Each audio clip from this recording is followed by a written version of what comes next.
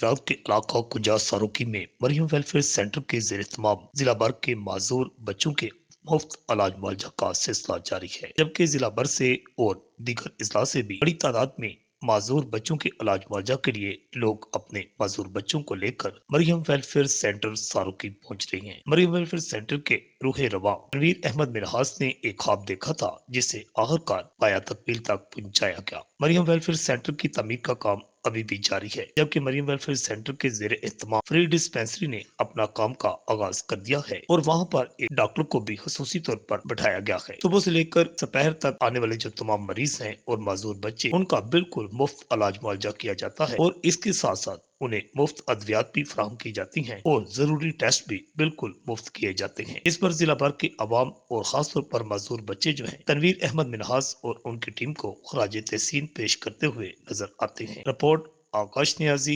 ITN Khariyan.